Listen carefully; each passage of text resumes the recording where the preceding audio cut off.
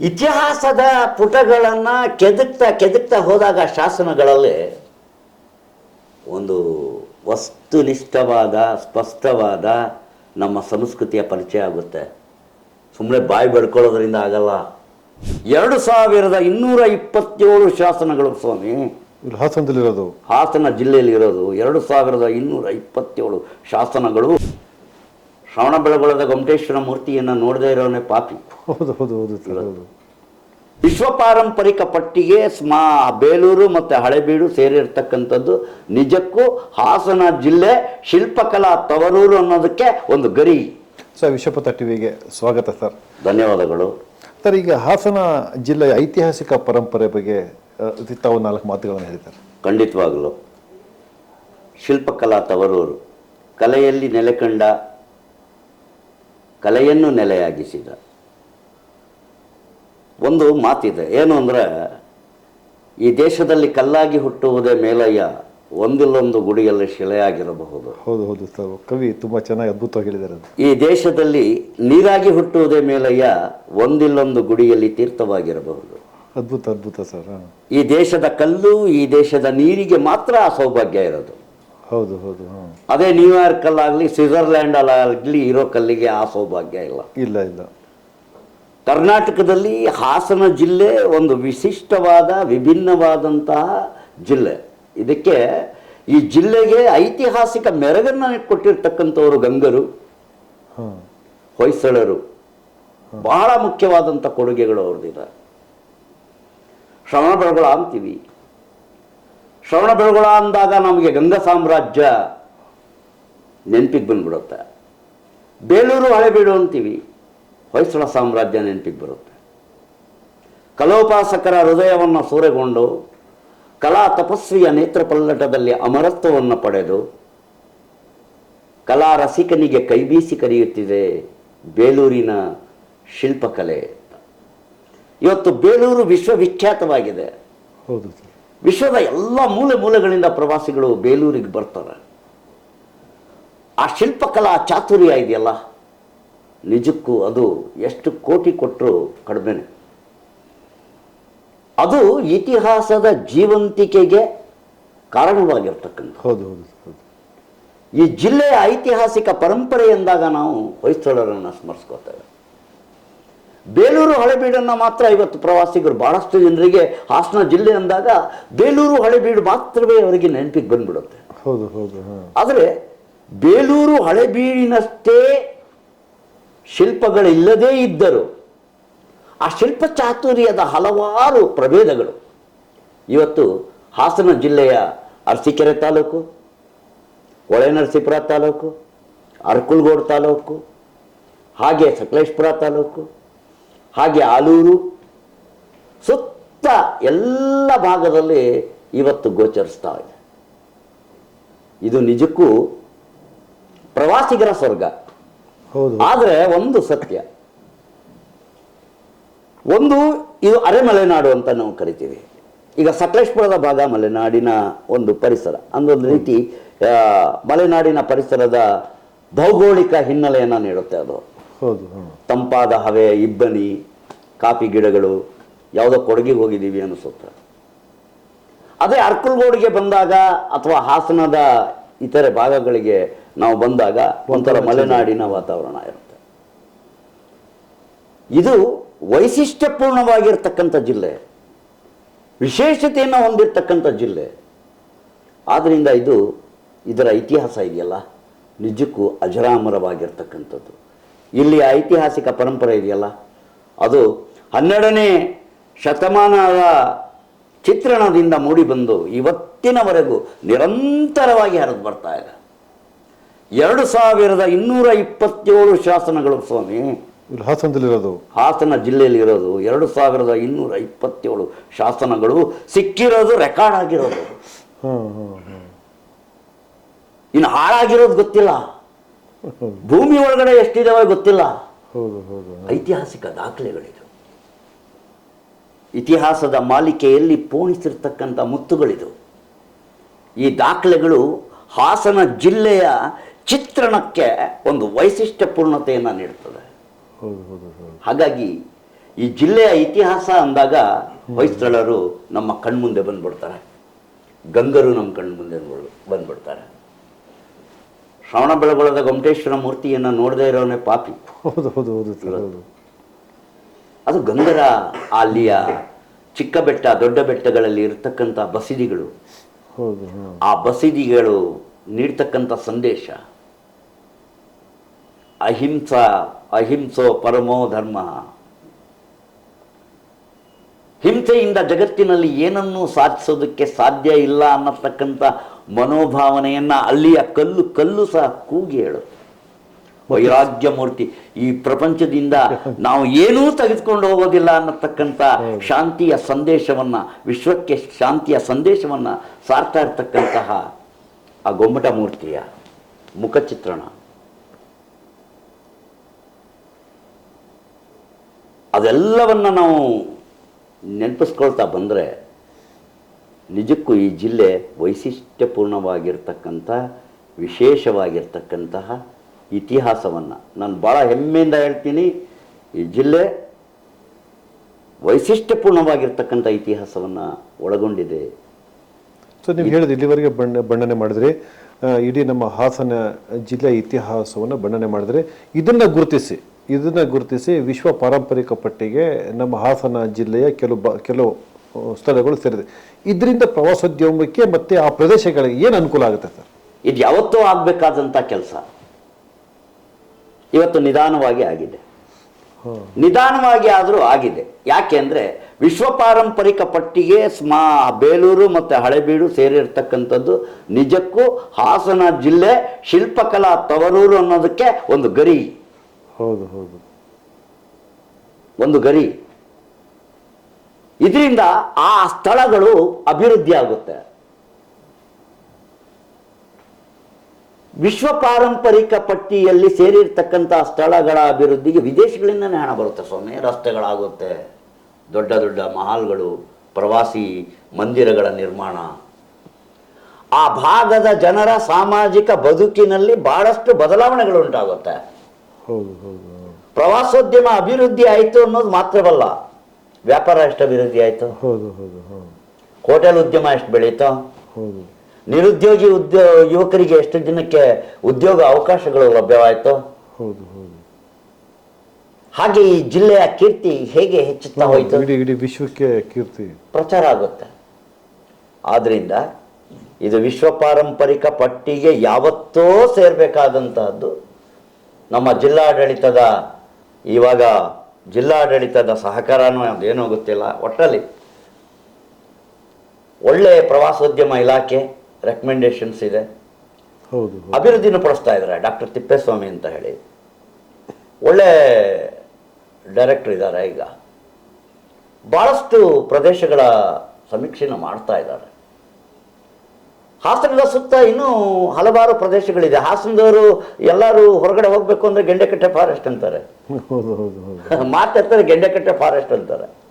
ಸೀಗೆಗುಡ್ಡ ಇದೆ, ಅದನ್ನು ಅಭಿವೃದ್ಧಿ ಪಡಿಸಿದ್ರೆ ಸೀಗೆಗುಡ್ಡ ಒಂದು ಅತ್ಯುತ್ತಮ ಪ್ರವಾಸಿ ತಾಣ ಆಗುತ್ತೆ. ಸಂಕಲ್ಪ ಬೇಕು. ಸೊ ಮತ್ತೆ ಅದೇ ಈಗ ವಿಶ್ವ ಪಾರಂಪರಿಕ ಪಟ್ಟಿಗೆ ಸೇರಿರುವಂಥ ಪ್ರದೇಶಗಳು ಎಲ್ಲರಿಗೂ ಗೊತ್ತು. ಓಕೆ, ಬೇಲೂರು, ಹಳೆಬೀಡು ಗೊತ್ತು, ಶಬಳ ಗೊತ್ತು. ಸರ್, ಈ ತರ ಗೊತ್ತಿಲ್ಲದೆ ಇರೋ ಅನೇಕ ದೇವಸ್ಥಾನಗಳು ಅಥವಾ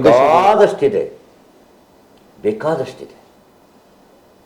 ಪ್ರತಿ ಹಳ್ಳಿಗಳಲ್ಲಿ ವೀರಗಳಿದೆ, ದೇವಸ್ಥಾನಗಳಿದೆ. ಕೋರಮಂಗಲದ ಭೂಚೇಶ್ವರ ದೇವಸ್ಥಾನ ಬಳ್ಳಾಳನ ಪಟ್ಟಾಭಿಷೇಕ ಮಹೋತ್ಸವದ ಜ್ಞಾಪಕಾರ್ಥವಾಗಿ ಅವನ ಮಂತ್ರಿ ಬೂಚಿರಾಜ ಕಟ್ಟಿಸಿದಂತಹ ಒಂದು ಅದ್ಭುತವಾದ ದಿಕುಟಾಚಲ ದೇವಸ್ಥಾನ ಇಲ್ಲಿಂದ 12 ಕಿಲೋಮೀಟರ್ ದೂರದಲ್ಲ ಇದೆ. ಆ ಕೋರಮಂಗಲದ ಭೂಚೇಶ್ವರ ದೇವಸ್ಥಾನವನ್ನ ಹಾಸನದ ಎಷ್ಟೋ ಜನ ನೋಡಿಲ್ಲ. ಅದ್ಭುತವಾದಂಥ ಶಿಲ್ಪಕಲೆ.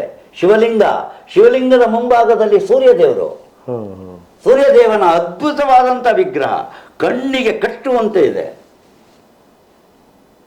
ಪೌರಾಣಿಕ ಪ್ರಪಂಚವನ್ನ ನಮ್ಮ ಕಣ್ಣೆದುರು ತಂದಿಟ್ಬಿಡುತ್ತೆ ಆ ದೇವಸ್ಥಾನ. ಪ್ರಹ್ಲಾದ ಚರಿತ್ರೆ ಕೇಳ್ತಿರೋ, ಉಪನಿಷತ್ತಿನ ಘಟನೆಗಳನ್ನು ಕೇಳ್ತಿರೋ, ರಾಮಾಯಣ ಮಹಾಭಾರತದ ಪ್ರಮುಖ ದೃಶ್ಯಗಳನ್ನು ಕೇಳ್ತಿರೋ, ಇಡೀ ಪೌರಾಣಿಕ ಪ್ರಪಂಚ, ನಮ್ಮ ಆಧ್ಯಾತ್ಮ, ನಮ್ಮ ಸಂಸ್ಕೃತಿ, ಬಹಳ ಮುಖ್ಯವಾಗಿ ಆಧ್ಯಾತ್ಮದ ಬುನಾದಿಯ ಮೇಲೆ ವಿಕಸಿತವಾಗಿದೆ.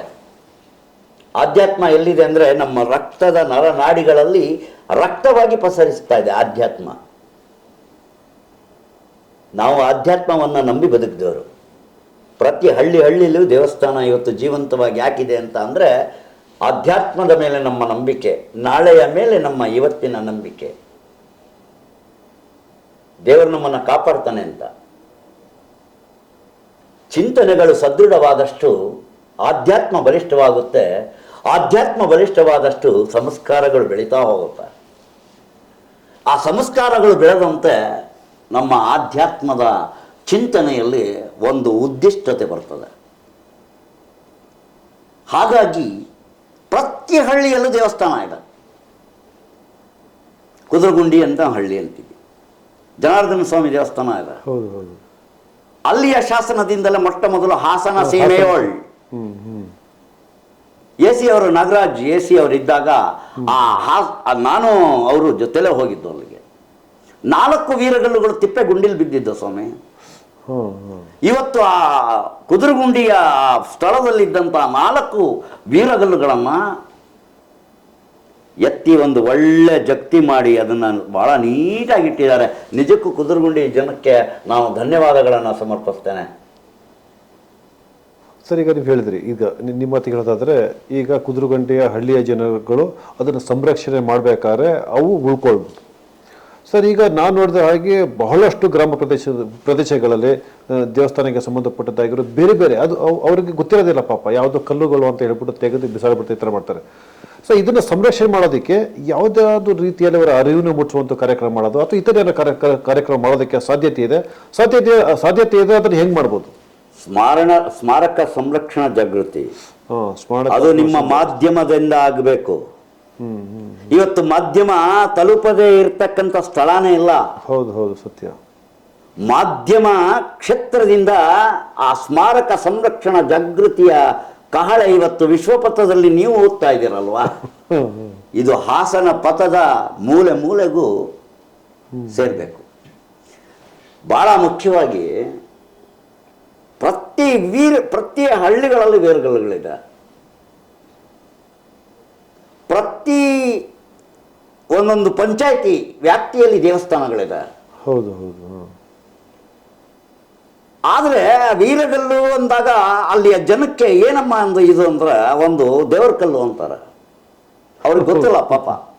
ಶಿವಲಿಂಗ ಇದೆ, ನಂದಿ ಇದೆ, ಯುದ್ಧದ್ದೇನೋ ಇದೆ, ಯಾರೋ ಪಲ್ಲಕ್ಕಿಲ್ ಕೂತಿದ್ದಾರೆ, ಏನಿದು ಅಂತ ಅಂದ್ರೆ ಅವ್ರೇನಂತಾರೆ ಅಂದ್ರೆ ದೇವ್ರ ಕಲ್ಲು ಅಂತಾರೆ. ಅಲ್ಲ, ಯಾವುದೋ ಒಂದು ಕಾರಣಕ್ಕೆ ಪೂಜೆ ಮಾಡೋದ್ರ ಮುಖಾಂತರ ಅದು ಸಂರಕ್ಷಣೆ ಆಗುತ್ತೆ. ಆದರೆ ವಾಸ್ತವವಾಗಿ ಆ ವೀರಗಲ್ಲು ಅಂದ್ರೆ ಏನು, ಅದನ್ನ ಯಾಕೆ ಸಂರಕ್ಷಣೆ ಮಾಡಬೇಕು, ಅದರ ಮಹತ್ವ ಏನು, ಆ ವೀರಗಲ್ಲು ಏನು ಹೇಳ್ತಾ ಇದೆ ಅನ್ನತಕ್ಕಂಥದ್ದು ಆ ಜನರಿಗೆ ಗೊತ್ತಾಗ್ಬಿಟ್ರೆ ಅದನ್ನ ಪ್ರಾಣಕ್ಕಿಂತ ಹೆಚ್ಚಾಗಿ ಕಾಪಾಡ್ತಾರೆ. ಆದ್ರಿಂದ ಜಾಗೃತಿ ಬಹಳ ಮುಖ್ಯ. ಸ್ಮಾರಕ ಸಂರಕ್ಷಣಾ ಜಾಗೃತಿ. ಇಲ್ಲ, ತುಂಬಾ ಒಳ್ಳೆ ವಾಕ್ಯನೇ ಹೇಳಿದಿರಿ, ಒಳ್ಳೆ ಪದನೇ, ಒಳ್ಳೆ ಶೀರ್ಷಿಕೆನೇ ಕೊಟ್ಟಿದ್ದೀರಿ. ಯಾಕೆ ಅಂದ್ರೆ ಈ ಸ್ಮಾರಕ ಸಂರಕ್ಷಣಾ ಜಾಗೃತಿ ನಾನು ಮತ್ತೆ ರಿಪೀಟ್ ಮಾಡಿ ಏನ್ ಹೇಳ್ತೇನೆ ಅಂದ್ರೆ ಇವತ್ತು ಮಾಧ್ಯಮದ ಮೂಲಕ ಪ್ರಚಾರ ಆಗ್ಬೇಕಾಗಿದೆ.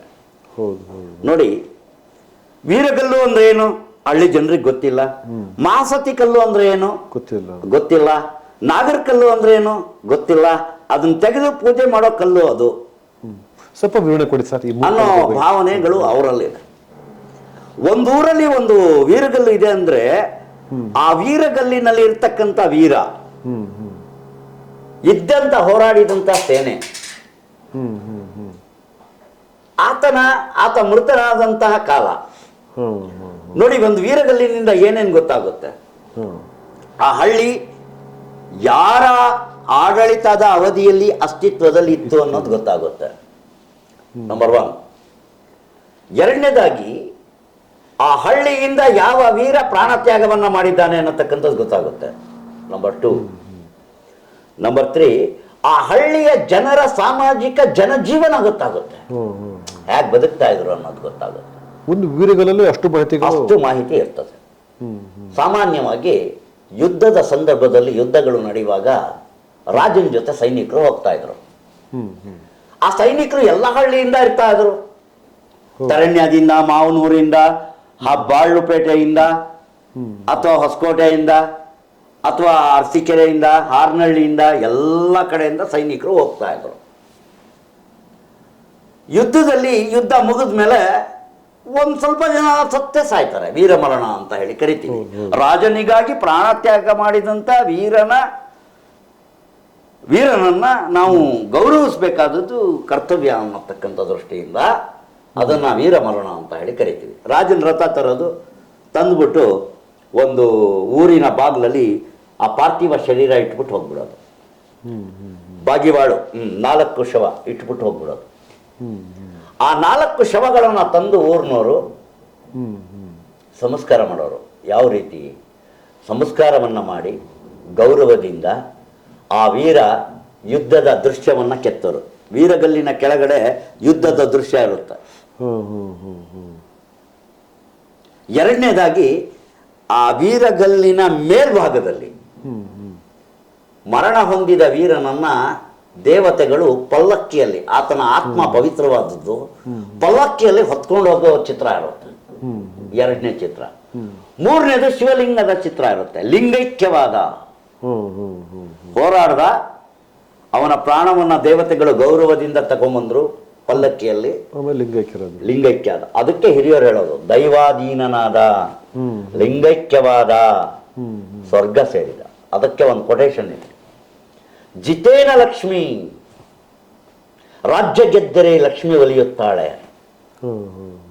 ಮೃತೇನ ಸುರಾಂಗನ, ಮೃತನಾದರೆ ಸುರಾಂಗನೆಯರು ಬಂದು ಕರ್ಕೊಂಡು ಹೋಗ್ತಾರೆ.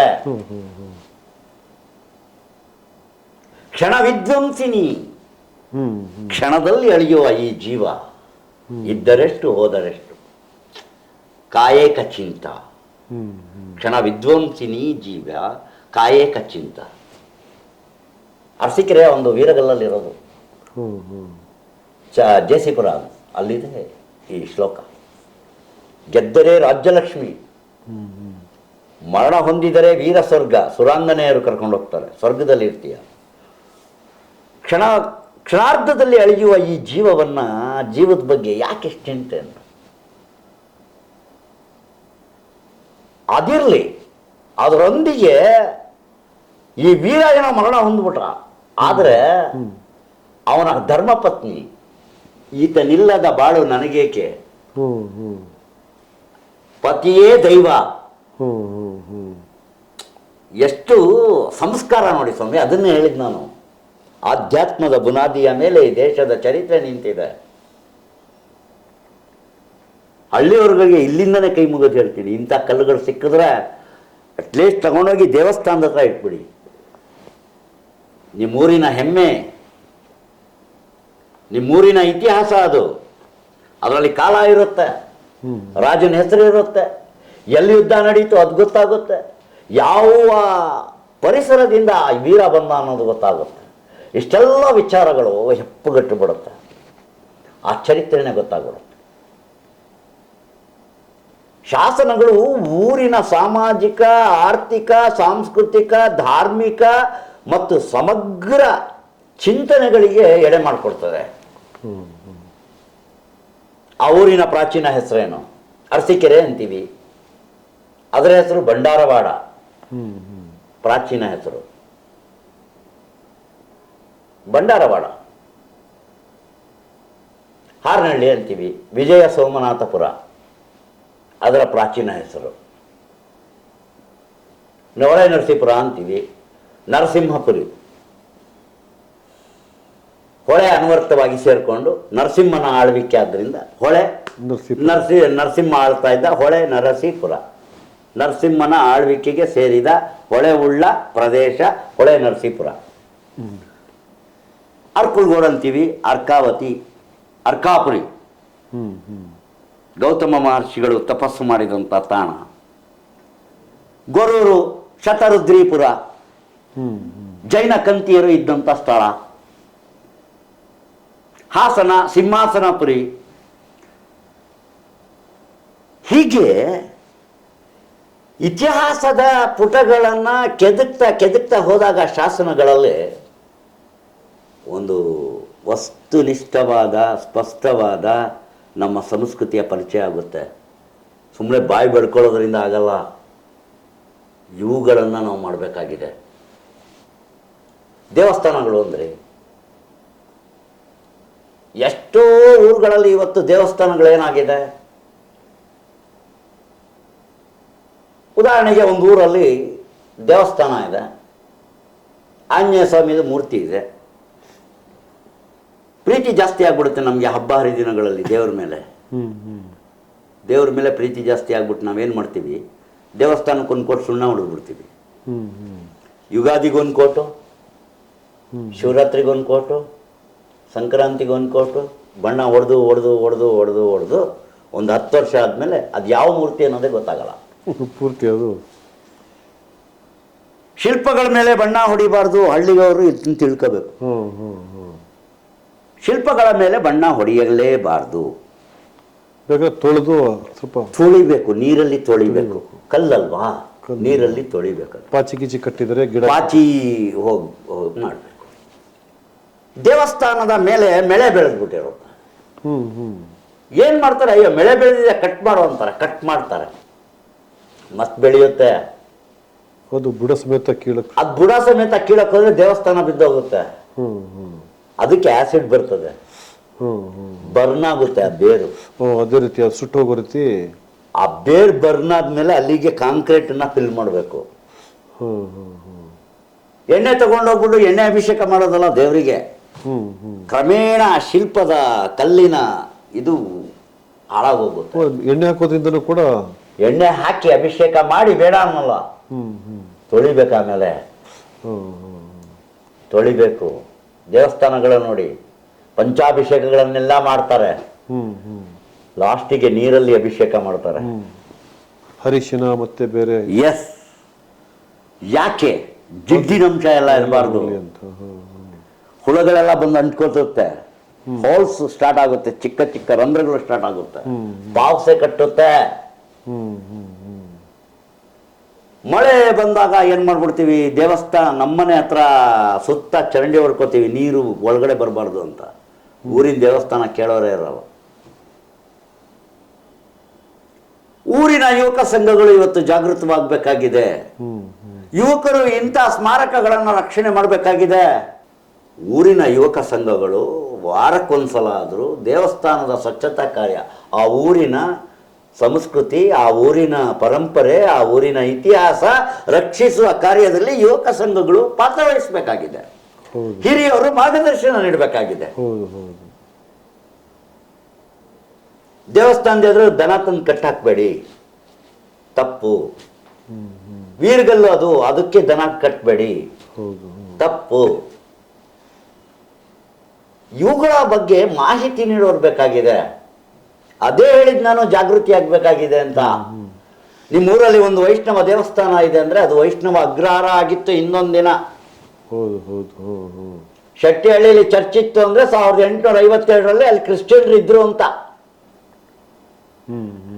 ಈಗ ಇಲ್ದಲೇ ಇರ್ಬೋದು, ಆದರೆ ಅಲ್ಲಿ ಚರ್ಚ್ ಏನ್ ಹೇಳ್ತಾ ಇದೆ, ಧಾರ್ಮಿಕ ಲ್ಯಾಂಡ್ ಮಾರ್ಕ್ ಅನ್ನ ತೋರಿಸ್ಕೊಡ್ತಾ ಇದೆ.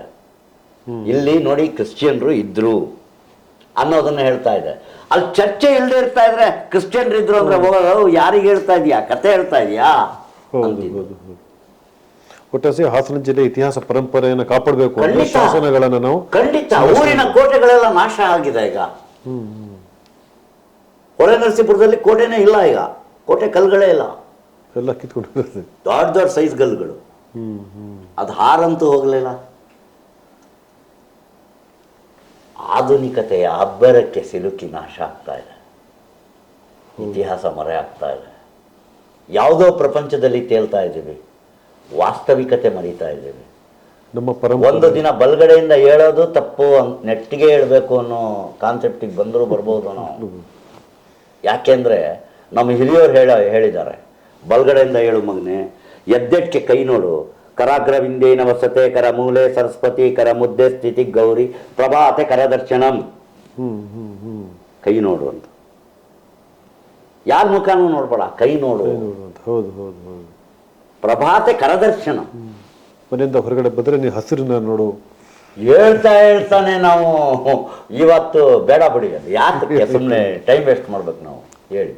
ಇವಾಗ ಮೊಬೈಲ್ ನೋಡೋದು ಯಾಕೆ ಅಂದರೆ, ನೀವು ಎಷ್ಟೇ ದೊಡ್ಡವರಾಗಿ, ನೀವು ಎಷ್ಟೇ ವೇಗವಾಗಿ ಮುನ್ನುಗ್ಗಿ, ನೀವೆಷ್ಟೇ ಜಾಗತಿಕ ಪ್ರಪಂಚಕ್ಕೆ ಹತ್ತಿರವಾಗಿ, ನೀವು IAS KS IPS ಎಷ್ಟೇ ದೊಡ್ಡ ವ್ಯಕ್ತಿಯಾಗಿ, ತಾಯಿ ಉಟ್ಟ ಸೀರೆ, ಹೌದು ಹೌದು ತಾಯಿ ತೊಟ್ಟ ಚಪ್ಪಲಿ, ಹೌದು ಹೌದು ತಾಯಿ ಕೊಟ್ಟ ತುತ್ತು, ಹೌದು ತಾಯಿ ಇಟ್ಟ ಹೆಸರು, ಹೌದು ಹೌದು ತಾಯಿ ಜೊತೆ ಆಡಿದ ಕ್ಷಣಗಳು, ಹೌದು ಹೌದು ತಾಯಿ ಬೆಳೆಸಿದ ರೀತಿ, ಹೌದು ಹೌದು ತಾಯಿ ಕೊಟ್ಟ ಸಂಸ್ಕಾರ ಹೌದು ಹೌದು ಯಾವತ್ತೂ ಮರಿಬಾರ್ದು. ಮರೆಯೋಕ್ಕೂ ಆಗೋದಿಲ್ಲ, ಅದು ಉಳ್ಕೊಳ್ಳೋದು ಅಲ್ಲೇ ಅದೇ. ಅವನನ್ನ ಮನುಷ್ಯ ಅನ್ನಲ್ಲ, ಅವನನ್ನ ಹೌದು ಹೌದು ಹೌದು ಅವನ ಮನುಷ್ಯನೇ ಆಗಲ್ಲ.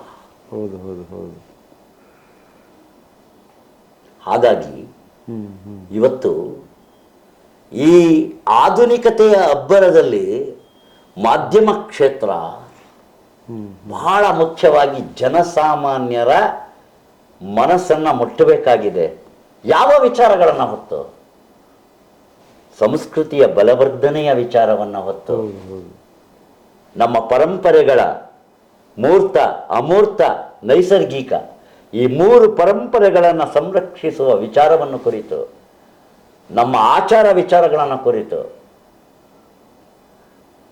ನಮ್ಮ ಚಿಂತನೆಗಳನ್ನು ಕುರಿತು, ನಮ್ಮ ಆಲೋಚನೆಗಳನ್ನು ಕುರಿತು, ನಾವೆಲ್ಲಿದ್ದೇವೆ ಅನ್ನತಕ್ಕಂಥದ್ದನ್ನು ಆಲೋಚನೆ ಮಾಡ್ತಕ್ಕಂಥ ನಮ್ಮ ಜ್ಞಾನ ಶಕ್ತಿಯನ್ನು ಕುರಿತು ಇವತ್ತು ಯೋಚನೆ ಮಾಡಬೇಕಾದಂಥ ಅನಿವಾರ್ಯತೆ, ಅಗತ್ಯತೆ ಇದೆ. ಇದೇ ನಿಜವಾದಂತಹ ಪ್ರೇರೇಪಣೆಯನ್ನು ನೀಡುತ್ತೆ. ನಿಮ್ಮ IAS ನೀಡಲ್ಲ, KS ನೀಡಲ್ಲ, ಅಥವಾ IPS ನೀಡಲ್ಲ, ಅಥವಾ ನೀವು ಏನೇ ಓದ್ಕೊಂಬನ್ನಿ ನೀಡಲ್ಲ. ನಿಮ್ಮ ಸಂಸ್ಕಾರಗಳಿಂದ ಆ ವಿದ್ಯೆಯ ಜ್ಯೋತಿ ಪ್ರಜ್ವಲವಾಗುತ್ತೆ. ನಚ ರಾಜಹಾರ್ಯ ನಚ ಬಂಧುಹಾರ್ಯ ವಿದ್ಯಾ ಚಂದ್ರೋಹಾರ ಪ್ರಜ್ಯತೆ. ಚಂದ್ರನನ್ನು ಹಾಕ್ಕೊಂಡಂತೆ ವಿದ್ಯೆ. ರಾಜನಿಂದ ಹಾನಿ ಮಾಡೋದಕ್ಕಾಗಲ್ಲ, ಕಳ್ಳರಿಂದ ಕದಿಯೋದಕ್ಕಾಗಲ್ಲ. ಆದರೆ ತಿಳುವಳಿಕೆ ಅನ್ನೋದೇನಿದೆ ಹಂಚ್ಕೋಬೇಕಾದಂಥ ಪರಿಸ್ಥಿತಿ ಇದೆ. ಮತ್ತು ಜೊತೆಗೆ ಈಗ ವಿಶ್ವ ಪರಂಪರೆ ಪಟ್ಟಿ ಯುನೆಸ್ಕೋ ಪಟ್ಟಿಗೆ ಕೆಲವು ಪ್ರದೇಶಗಳನ್ನು ಸೇರಿಸಿದ್ದಾರೆ. ಅಂತಹ ಯುನೆಸ್ಕೋ ಪಟ್ಟಿಗೆ ಸೇರುವಂಥ ಬೇರೆ ಇನ್ನೂ ಅನೇಕ ಪ್ರದೇಶಗಳ ಅಲ್ಲ ನಮ್ಮ ಹಾಸನ ಜಿಲ್ಲೆ ಒಳಗಡೆ ಇದಾವ. ವಿಶ್ವ ಪಾರಂಪರಿಕ ಪಟ್ಟಿಯಲ್ಲಿ ಸೇರಿಸೋದಕ್ಕೆ ಅವ್ರದ್ದು ಕೆಲವು ಮೆಜರ್ಸ್ ಇದೆ, ಕೆಲವು ಪ್ಯಾರಾಮೀಟರ್ಸ್ಗಳಿದೆ ಅವ್ರಿಗೆ. ಆ ಪ್ಯಾರಾಮೀಟರ್ಸ್ಗಳಲ್ಲಿ ಒಂದೇನು ಅಂದರೆ ವಿಶಿಷ್ಟವಾಗಿರ್ಬೇಕು, ಎಲ್ಲೂ ಇರಬಾರ್ದು. ಒಂದು ಅದು ಮೊದಲನೇ ಪ್ಯಾರಾಮೀಟರ್. ಎರಡನೇದು, ಅಲ್ಲಿಗೆ ಬರ್ತಕ್ಕಂಥ ಪ್ರವಾಸಿಗರು ಪುನಃ ಅಲ್ಲಿಗೆ ವಿಸಿಟ್ ಮಾಡ್ತಾ ಇದ್ದಾರಾ ಅನ್ನತಕ್ಕಂಥ ಸಮೀಕ್ಷೆಗಳು. ಆಮೇಲೆ ಅದರ ನೈಜತೆ ಬಗ್ಗೆ ವಿಶ್ವದಲ್ಲಿ ಬಹಳಷ್ಟು ಕಡೆ ಕೇಳಿರ್ತಕ್ಕಂಥ ವಿಚಾರಗಳು. ಇವೆಲ್ಲವನ್ನ ಆಲೋಚನೆ ಮಾಡ್ತಾರೆ. ಈಗ ಬೇಲೂರು ಹಳೆಬೀಡು ನೋಡದೇ ಇದ್ದವ್ರಿಗೂ ಬೇಲೂರಿನ ಶಿಲಾಬಾಲಿಕೆಯರ ಚಿತ್ರಗಳು ಎಲ್ಲೆಲ್ಲೋ ಇದೆ. ಗ್ರೀಕಿಗೆ ಹೋಗಿ ಅಲ್ಲೂ ಇದೆ, ಜರ್ಮನಿಗೆ ಹೋಗಿ ಅಲ್ಲೂ ಇದೆ, ಬಹಳಷ್ಟು ಕಡೆ ಇದೆ. ಹಾಗಾಗಿ ಕೆಲವು ಪ್ಯಾರಾಮೀಟರ್ಗಳನ್ನು ಇಟ್ಕೊಂಡು ಸೇರಿಸುವಾಗ ಈ ಬೇಲೂರು ಹಳೆಬೀಡು ಅದಕ್ಕೆ ಸೂಟಬಲ್ ಆಗಿರ್ತಕ್ಕಂಥ. ಅದು ಎಷ್ಟು ಸತಿ ನೋಡಿದ್ರು ಮತ್ತೆ ಏನು ಅಂತ ಅಂದ್ರೆ ಶಿಲ್ಪಕಲಾ ಸಾಮ್ರಾಜ್ಯ. ಹೌದು ಕಲೋಪಾಸಕರ ಹೃದಯದಲ್ಲೇ ಅಮರತ್ವವನ್ನು ಪಡ್ಕೊಂಡ್ಬಿಟ್ಟಿದೆ ಅದು. ಅದಕ್ಕೆ ಹಾಸನ ಜಿಲ್ಲೆ ಶಿಲೆಯಲ್ಲಿ ಕಲೆ ಕಂಡ, ಶಿಲೆಯನ್ನು ಕಲೆಯನ್ನಾಗಿಸಿದ. ನಾನು ಹೇಳಿದ್ದು ನಿಮಗೆ ಅರ್ಥ ಆಗಿರ್ಬೇಕು. ಶಿಲೆಯಲ್ಲಿ ಕಲೆ ಕಂಡ, ಶಿಲೆಯನ್ನು ಕಲೆಯನ್ನಾಗಿಸಿದ. ವೈಶಿಷ್ಟ್ಯತೆ ಯಾವುದಕ್ಕಾರಿದ್ರೆ ಅದು ಹಾಸನ ಜಿಲ್ಲೆಯ ಶಿಲ್ಪಕಲಾ ಪ್ರಪಂಚಕ್ಕೆ ಅನ್ನತಕ್ಕಂಥ ಮಾತನ್ನ ನಾನು ಬಹಳ ಗರ್ವದಿಂದ ಹೇಳ್ತೇನೆ. ಹೌದು, ಅತಿ ಹೆಚ್ಚು ಕಲ್ಲುಗಳೆಲ್ಲ ಶಿಲೆಯಾಗಿರೋ ಜಿಲ್ಲೆ ಇದ್ರೆ ಅದು ಹೌದು ನಮ್ಮ ಹಾಸನ ಅಂತಾನೆ. ಇಷ್ಟೊತ್ತು ನಮ್ಮ ಜೊತೆ ಡಾಕ್ಟರ್ ಇರ್ಷಾದ್ MD ಅವರು ಮಾತನಾಡಿದ್ರು. ನಾವು ವಿಶ್ವಪಥ TV ಈ ನಮ್ಮ ಮುಂದಿನ ಪೀಳಿಗೆ ಯುವಕರಲ್ಲಿ ಏನು ಮನವಿ ಮಾಡ್ಕೊಳ್ತು ಅಂತ ಹೇಳಿದ್ರೆ, ಇಂಥ ಶಾಸನಗಳನ್ನು ಉಳಿಸುವಂಥ ಕೆಲಸಗಳನ್ನು ತಾವೆಲ್ಲ ಮಾಡಿ ಅಂತ. ನಾವು ಅನೇಕ ಕಡೆ ನೋಡ್ತೀವಿ, ಕೋಟೆಗಳ ಮೇಲೆ ಮತ್ತು ಈ ಕೆಲವು ದೊಡ್ಡ ಕಲ್ಲಿರ್ತವೆ, ಪಾಪ ಆ ಶಿಲ್ಪಿ ಕಷ್ಟಪಟ್ಟು ಬರೆದಿರ್ತಾನೆ, ಅವ್ರನ್ನ ಇವ್ರ ಹೆಸರ ಬರೀ ಹೋಗ್ತಾರೆ, ಆಧುನಿಕ ಶಿಲ್ಪಿ. ಆಧುನಿಕ ಶಿಲ್ಪಿಗಳು. ಅದು ಕೆಟ್ಟದಾಗಿ ಮಂಜಾಬಾದ್ ಕೋಟೆಯಲ್ಲಿ ಜಾಸ್ತಿ ಇದೆ. ಜಾಸ್ತಿ ಅಲ್ಲಿ ಎಲ್ಲ ಕಲ್ಲುಗಳ ಮೇಲೆ ಹೃದಯಗಳ ಗುರುತು ಜಾಸ್ತಿ ಇರೋದು. ಹೇಳ್ತಾರೆ ಈ ರೀತಿಯ ಕೆಲಸಗಳನ್ನು ಮಾಡಬೇಡಿ, ಸಾಧ್ಯವಾದರೆ ಅದನ್ನು ಸಂರಕ್ಷಣೆ ಮಾಡುವಂಥ ಕೆಲಸವನ್ನು ಮಾಡಿ, ಅದರ ಬಗ್ಗೆ ಸಮಾಜಕ್ಕೆ ತಿಳಿಸುವಂಥ ಕೆಲಸವನ್ನು ಮಾಡಿ ಅಂತ ಹೇಳ್ತಾ ಈ ನಮ್ಮ ಒಂದು ಕಾರ್ಯಕ್ರಮಕ್ಕೆ ಬಂದು ಬಹಳಷ್ಟು ಮಾಹಿತಿಯನ್ನು ನೀಡಿದಿರಿ ಸರ್. ನಿಮಗೆ ಧನ್ಯವಾದಗಳು. ಖಂಡಿತ ಬಹಳಷ್ಟು ಮಾಹಿತಿ ನೀಡಿಲ್ಲ. ನಾನು ನೀಡಿರ್ತಕ್ಕಂಥ ಮಾಹಿತಿ ಅತ್ಯಲ್ಪ, ಆದರೆ ನಾನು ಇವತ್ತು ನೀಡಿರ್ತಕ್ಕಂಥ ಮಾಹಿತಿ ಸ್ಮಾರಕ ಸಂರಕ್ಷಣಾ ಜಾಗೃತಿಯ ಮಾಹಿತಿ ಈ ಜಿಲ್ಲೆಗೆ ಸಂಬಂಧಪಟ್ಟ ಹಾಗೆ ಒಂದು. ಎರಡನೇದಾಗಿ ಈ ವಿಶ್ವಪಥ ಅನ್ನತಕ್ಕಂತಹ ಪಥ ಏನಿದೆ ಇದು ಮನುಜ ಪಥವಾಗಿ ಒಂದು ವಿಶಿಷ್ಟತೆ ವಿಭಿನ್ನತೆಯನ್ನು ಒಳಗೊಂಡಂಥ ಪಥವಾಗಿ, ಜಾಗೃತಿಯ ಪಥವಾಗಿ, ಜನರಲ್ಲಿ ಬದಲಾವಣೆಯ ಜಾಗೃತಿಯನ್ನು ತರಲಿ, ನಮ್ಮ ಸಂಸ್ಕೃತಿ ಸಂಸ್ಕಾರಗಳು ಉಳಿಯುವ ನಿಟ್ಟಿನಲ್ಲಿ ನಿಮ್ಮ ವಾಹಿನಿ ಕಾರ್ಯವನ್ನು ನಿರ್ವಹಿಸಲಿ ಅನ್ನತಕ್ಕಂಥ ದೃಷ್ಟಿಯಿಂದ ಮನಪೂರ್ವಕವಾಗಿ ವಿಶ್ವಪಥಕ್ಕೆ ಹಾರೈಕೆಯನ್ನು ಮಾಡ್ತಾ ಇದ್ದೇನೆ. ಧನ್ಯವಾದಗಳು.